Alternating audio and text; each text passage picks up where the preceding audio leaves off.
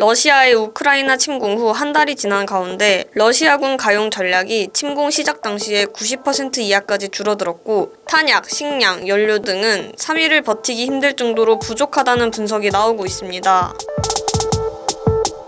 지난 22일 우크라이나 국방부에 따르면 우크라이나 군은 키이우 서쪽 전략적 요충지인 마카리우를 탈환하며 키이우로 연결된 핵심 고속도로 한 곳에 대한 통제를 되찾았습니다. CNN에 따르면 러시아군은 추위와 보급 부족으로 동상에 걸린 병사들이 전투에서 열애돼 후송되는 상황이라고 전했습니다. 보급 능력에 문제가 있으니까 보급하는데 며칠이건 시간이 걸리고 러시아군 양상을 보면 보급하고 전력 재정비가 이루어지고 난 다음에 한번 훅 하고 이렇게 들어오면서 이제 전선의 이동이 한 번씩 있어요. 그러고 또 멈춰서 있어요.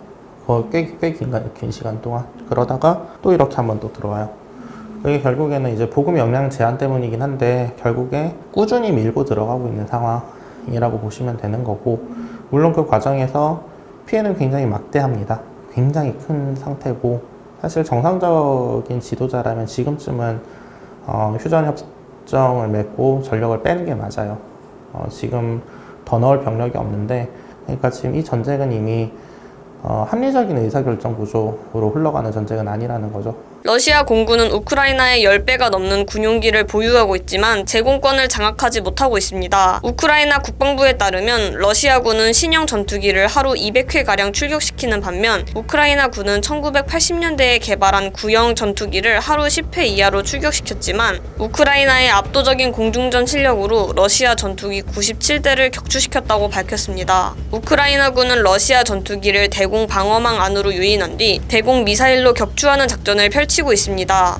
정량적인 수치는 전쟁에서 반드시 중요한 문제는 아니에요. 그러니까 장기적인 문제나 어떤 전략적인 문제나 이런 것들을 볼 때는 분명히 봐야 되는 건 맞는데, 작전술이라는 개념이 있어요. 무기 체계나 어떤 병력 규모나 아니면은 뭐 장비 수준이나 이런 것들은 러시아가 좋은 건 사실인데, 러시아가 미국처럼 그렇게 압도적으로 어떤 군사력 우위를 가지고 있는 나라는 아니거든요. 그리고 또 하나 간과를 하는 게, 약한 나라들이라고 해서 준비가 안 돼 있는 게 아니에요. 아무리 이제 전차와 장갑차가 많이 있더라도 결국에는 군사적인 개념에서 전차와 장갑차는 사람들에게 충격과 공포를 줘서 마비라는 이런 형태의 전쟁은 수행을 할 수 있는데, 보병들의 전투처럼 어떤 선멸전이나 이런 것들은 하기가 힘들어져요. 단지 이제 병력 우위만을 믿고 이제 뭐 장비 수준이나 이런 것들에 대한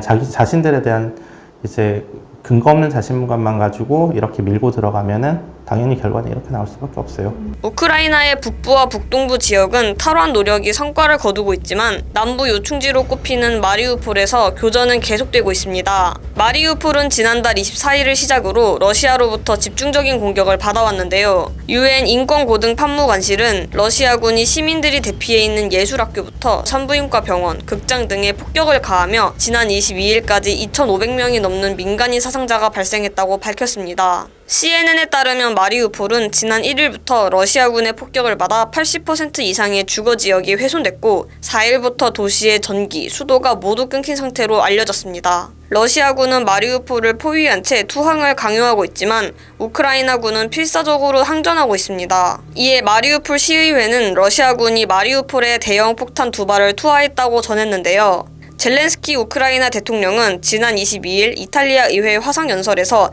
마리우폴에는 아무것도 남아있지 않다, 폐허뿐이라고 말했습니다. 한편 블라디미르 푸틴 대통령의 후계자로 지목됐던 세르게이 쇼이구 러시아 국방장관은 직위 해제에 놓인 것으로 전해졌습니다. 러시아 연방보안국 책임자인 세르게이 베세다 대령, 러시아 국가경비대 로만 가브릴로프 부사령관은 작전 실패 등의 명목으로 체포되며 러시아 지도부에 균열이 일어났습니다.